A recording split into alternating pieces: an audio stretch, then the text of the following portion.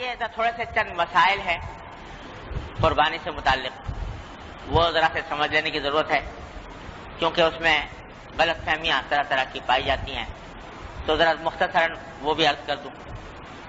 ایک تو یہ کہ صاحب استطاعت کا جو معیار شریعت میں مقرر کیا گیا ہے وہ یہ کہ وہ شخص، ہر وہ شخص جس کی ملکیت میں 52.5 تولہ چاندی یا اس کی مالیت کا زیور یا ضرورت سے زائد سامان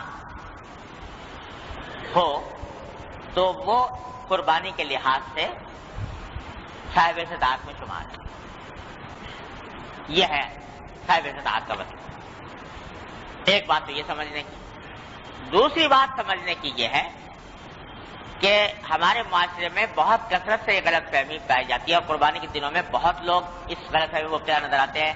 ان کے سوالات سے اندازہ ہوتا ہے، یوں سمجھتے ہیں کہ باپ نے کر لیا تو بس بیٹے کی طرف سے بھی ہو گئی، اور شوہر نے کر لی تو بیوی کی طرف سے بھی ہو گئی۔ یہ بڑی زبردست غلطی ہے، غلط فہمی ہے۔ دیکھو، جس طرح باپ کے نماز پڑھنے سے بیٹے کی نماز ادا نہیں ہوتی، یا ہوتی ہے کہ بس باپ پڑھ لے تو بس بیٹے کی چھٹی، یا شوہر کی نماز پڑھ لینے سے بیوی کی نماز ادا نہیں ہوتی۔ ہر ایک کے ذمے اس کی عبادت الگ واجب ہے۔ زکوٰۃ باپ کے ادا کرنے سے بیٹے کے لیے ادا ہوتی، شوہر کے ادا کرنے سے بیوی کی ادا نہیں ہوتی۔ تو اس واسطے یہ قربانی کی عبادت بھی ایسی ہے کہ ہر ایک انسان پر اپنی الگ الگ فرض ہے۔ اگر شوہر بھی صاحب استطاعت ہے اور بیوی بھی صاحب استطاعت ہے تو شوہر پر الگ واجب ہوگی اور بیوی پر الگ ہوگی۔ باپ بھی صاحب استطاعت ہے اور بالغ بیٹا بھی صاحب استطاعت ہے، تو یعنی اس کی ملکیت میں بھی اتنا ہے تو اس پر بھی الگ ہوگی، اس پر بھی الگ ہوگی، ایک سے دوسرے کی ادا نہیں ہوگی۔ آج ایک صاحب ٹیلی فون پہ پوچھ رہے تھے کہ صاحب وہ ہم تو میاں بیوی کا اپنا آپس میں مشترک کھاتا ہے، تو لہذا ہم ایک قربانی کر لیں، دونوں کی طرف سے ادا ہو جائے گی کہ نہیں ہو جائے گی؟ تو یہ بالکل غلط خیال ہے۔ ہر ایک اپنی فرائض کا خود ذمہ دار ہے، وہ باپ ہو یا بیٹا ہو، شوہر ہو یا بیوی ہو، ہر ایک کو اپنی ادا کرنی ہے۔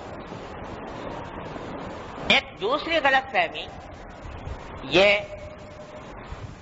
بعض لوگوں میں پھیلا دی گئی ہے کہ ارے بھائی قربانی تو کیا کریں، قربانی کی برابر رقم کا صدقہ کرنے تو زیادہ اچھا، غریب کو فائدہ ہو جائے گا۔ بعض لوگ یہ کہتے ہیں کہ صدقہ کر دو، بجائے اس کے کہ 2000 روپے کا حصہ لو گائے میں، اس سے بہتر ہے کہ 2000 روپے کسی غریب کے ہاتھ پہ رکھ دو، صدقہ کر دو۔ یہ بھی بڑی زبردست غلط فہمی ہے۔ ارے بھائی ہر ایک عبادت الگ الگ ہے، قربانی صدقہ کرنے سے ادا نہیں ہوتی۔ قربانی کی عبادت الگ ہے، صدقے کا ثواب الگ ہے، صدقہ اگر دینا ہے تو الگ دو، لیکن قربانی کی عبادت صدقہ دینے سے ادا نہیں ہوتی۔ تیسری غلط فہمی، ایک غلط فہمی لوگوں میں یہ ہے، بعض لوگوں میں، کہ صاحب وہ قربانی جو ہے وہ جب تک کسی بڑے کی طرف سے نہ کی جائے تو چھوٹا نہیں کر سکتا۔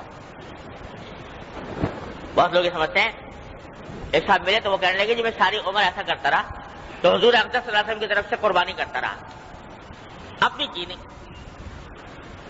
حضور اقدس صلی اللہ علیہ وسلم کی طرف سے قربانی کرتا رہا اور اپنی کی۔ ایک صاحب ایسے ملے کہ جو کہتے ہیں کہ میں اپنے والد کی طرف سے کرتا ہوں، خود نہیں کرتا۔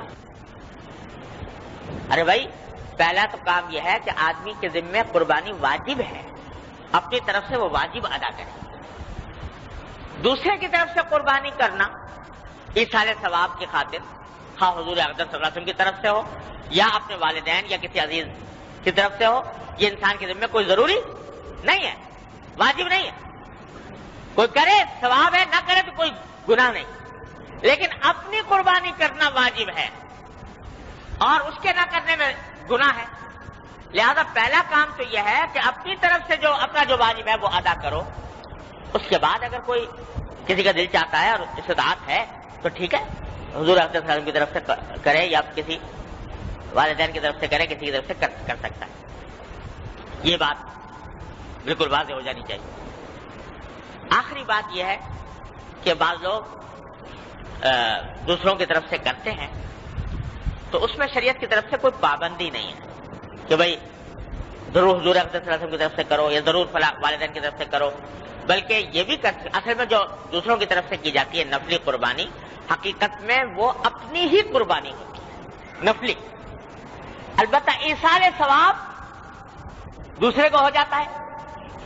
تو آدمی اگر چاہے تو ایک ہی چاہے بکری میں فرض کرو ایک بکرا کیا تو بکرا تو اپنی طرف سے ہوگا نفلی. ایصال ثواب اس کا جتنے چاہے آدمیوں کو کر دو، 10 کو کر دو، 20 کو کر دو، 50 کو کر دو، 100 کو کر دو. ایصال ثواب اپنے سارے اعزاء اقربا کو کر دو، پوری امت کو کر دو. حضور اقدس صلی اللہ علیہ وسلم نے ایک بکرا قربان فرمایا، دو مینڈے قربان فرمایا. ایک فرمایا کہ یہ ایک میری طرف سے ہے اور ایک میری امت کے ان لوگوں کی طرف سے ہے جنہوں نے قربانی نہیں کی، ان کی طرف سے قربانی. ساری امت کے لوگ حضور اقدس صلی اللہ علیہ وسلم کر گئے، ساری امت کی طرف سے. تو یہ بھی کلام ہوا ہے کہ بھائی جب کوئی شخص کسی کو ثواب پہنچائے قربانی کر کے تو کیا بٹ کے ملے گا یا پورا پورا ملے گا؟ بعض کہتے ہیں بھائی بٹ کے ملنا چاہیے اس واسطے کہ ایک عبادت ہے تو سب کو اس کا حصہ ملے گا. لیکن ہمارے بزرگوں کا مذاق یہ ہے کہ اللہ تعالیٰ کی رحمت سے امید یہ ہے کہ انشاءاللہ بٹنے کا نہیں، سب کو پورا پورا ہی ملے گا. اس واسطے کہ حضور اقدس صلی اللہ علیہ وسلم جب ایک مینڈا قربان فرمایا پوری امت کے لوگوں کی طرف سے، اگر اس میں بٹوارا شروع ہو گیا تو ایک بال کا کوئی 10واں حصہ بھی ایک آدمی کے بانٹے میں نہیں آئے گا. تو اس واسطے اللہ تعالیٰ کی رحمت سے بعید ہے کہ وہ اس قسم کا بٹوارا فرمائے. ہر ایک کو انشاءاللہ کامل ملے گا. اس واسطے ایک اگر قربانی کی ہے نفلی تو اس میں جتنے بھی چاہے لوگوں کو ایصال ثواب کر سکتے ہیں. نفلی میں فریضہ جو ہے اپنا ذمہ جو واجب ہے وہ اپنی طرف سے واجب ادا کرنا چاہیے، اس میں پھر کسی کا شرکت نہیں. یہ چند مسائل ہیں، یہ موٹے موٹے میں نے عرض کر دیے، باقی تفصیلی مسائل جو ہیں وہ اگر کسی کو ضرورت پیش آئے تو معلوم کر سکتا ہے. بہرحال اس طریقے پر اللہ تبارک و تعالیٰ اپنی رحمت سے ہم سب کو اب صدق کے ساتھ، اخلاص کے ساتھ، اتباع سنت کی نیت سے اور اپنے تقرب کے خاطر یہ قربانی کی عبادت کو انجام دینے کی توفیق عطا فرمائے.